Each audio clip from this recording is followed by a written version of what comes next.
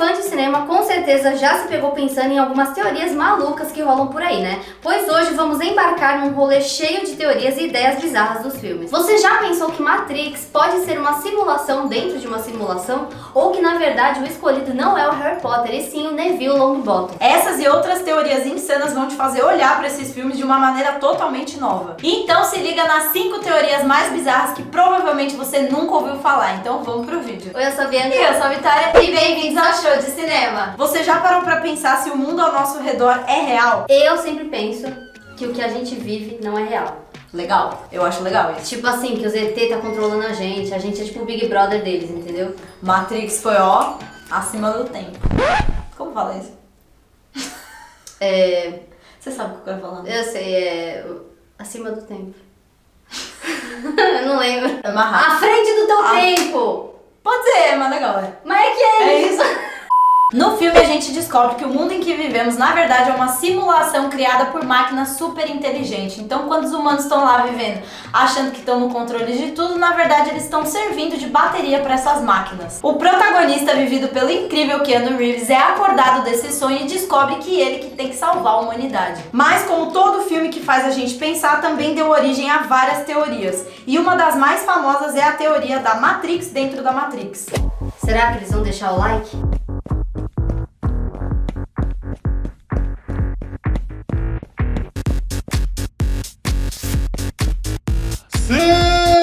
Sabia.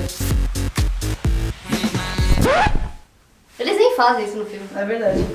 Lembrando que nesse canal aqui é vocês quem escolhem os vídeos, então fica de olho na aba da comunidade e vai lá votar no vídeo que você quer ver. No filme a gente descobre que o mundo é uma simulação e o Neo e os outros personagens conseguem escapar para o mundo real, certo? Bom, essa teoria diz que nada disso é real, nem mesmo o mundo real. A ideia é que eles nunca saíram de verdade, é literalmente como se fosse uma simulação dentro de uma simulação, a Matrix dentro da Matrix. E tem algumas evidências que fazem muitos acreditarem nessa ideia. Primeiro, o agente Smith. No segundo filme ele consegue possuir pessoas que estão no mundo real. Mas peraí, como que isso poderia ser possível se ele tá limitado à Matrix? Tem alguma coisa aí estranha. Outro ponto é Neo. No mundo real ele começa a demonstrar poderes que ele só deveria ter dentro da simulação. Tipo, ele para as máquinas no meio de um ataque apenas com a força da mente. Como que ele faz isso se ele não tá mais conectado à Matrix? E pra fechar tem a cena que o Neo fica cego e mesmo sem os olhos ele consegue ver as coisas ao seu redor. Mas não com a visão normal, e sim como se estivesse vendo códigos da Matrix. Isso reforça a ideia de que ele ainda tá dentro da simulação. Essa teoria basicamente diz que ninguém nunca saiu da Matrix. As máquinas só criaram uma segunda camada para enganar as pessoas que pensam que estão livres. Isso adiciona uma complexidade insana na história, principalmente se a gente parar para pensar que a história já é cheia de camadas filosóficas. Será que isso é uma ideia ainda maior das máquinas? Ou será que as diretoras só quiseram brincar com a nossa cabeça mesmo? Vai saber. O que você acha? Você acha que essa teoria faz sentido? Deixa aí nos comentários e já se inscreve no canal e deixa o like no vídeo, porque postamos vídeos de segunda a sexta às 8 horas e já vai lá na comunidade e voltar no próximo vídeo que você quer ver por aqui. Todo mundo conhece Star Wars, né? A saga que trouxe pra gente sabres de luz, lutas épicas e uma franquia que é um ícone do cinema. Criou um universo gigantesco que até hoje os fãs debatem os detalhes e discutem teorias diversas. Mas entre tantas histórias e especulações, tem uma que é tão absurda que chega até a ser genial. A ideia de que Jar Jar Binks, aquele personagem desastrado que muitos amam odiar, é na verdade um Lord Sith disfarçado. Sim, você não ouviu errado, a teoria ganhou força no Reddit, onde eles diziam que ele era um dos Sith mais poderosos de todos os tempos. Na verdade, tudo que ele faz, desde as suas trapalhadas até os seus atos de bondade, eram na verdade uma fachada para esconder sua verdadeira identidade. Parece loucura, mas quando você olha com atenção, tem alguns detalhes que fazem até sentido. Primeiro, ele tem uma performance impressionante nas batalhas, especialmente na de Naboo. Como um personagem tão desajeitado pode ser tão habilidoso no combate? Para quem defende essa teoria, isso não é uma coincidência. E não para por aí, ele também teve uma enorme influência política. Jar Jar ajudou Palpatine a consolidar poder que resultou na queda da República e na ascensão do Império. E tudo isso sem que ninguém desconfiasse das suas verdadeiras intenções. O que foi? Nada. Tá desconfiando das verdadeiras intenções? Eu tô. É que eu sou Sith também. Agora, se a teoria já não fosse bizarra o suficiente, tem mais. O George Lucas, o criador de Star Wars, ele sugeriu que Jar Jar tinha muito mais camadas do que a gente viu na tela, ou seja, isso aumenta ainda mais a teoria de que ele pode ser um Sith disfarçado. E como se isso já não fosse o suficiente, o ator que deu a vida ao Jar Jar revelou que, inicialmente, havia planos para transformar o personagem em um vilão, mas a ideia foi descartada após a reação negativa do público. No fim das contas, a teoria do Jar Jar ser um possível Sith vai continuar um mistério, principalmente agora que a Disney tem o controle, né, em cima de Star Wars, então o verdadeiro propósito do personagem com certeza não vai ser revelado. Quem nunca se apaixonou pelo mundo mágico de Harry Potter, né, Bianca? Eu não. A saga de J.K. Rowling conquistou milhões de fãs ao redor do mundo com suas aventuras, feitiçarias e aquele toque de magia que todo mundo sonha em viver. Mas como todo grande universo, Harry Potter também gerou milhares de teorias que fazem você olhar para o filme de uma maneira completamente diferente. A primeira teoria é um tanto quanto sombria. Já pensou que talvez a história de Harry Potter seja na verdade sobre um garoto com sérios problemas mentais? Pois é, tem fã que acredita nisso. Segundo a teoria, Harry estaria vivendo em um mundo de ilusões e a magia seria a forma dele de lidar com a perda e o sofrimento. Uma dessas evidências dessa teoria seria por causa do espelho de Ogezed, já que o Harry passa horas na frente dele procurando seus pais que ele nunca conheceu.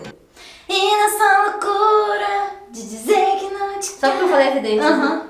Na visão dessa teoria, o que Harry vê são representações de seus medos internos, de sua cabeça perturbada. O fato dele ser constantemente o escolhido a enfrentar desafios gigantescos pode ser uma maneira do cérebro dele fazer com que ele se sinta importante e não olhar para os próprios demônios. Pode parecer uma teoria pesada, mas se você olhar por esse ângulo, a história do Harry se torna um novo sentido, né? Não.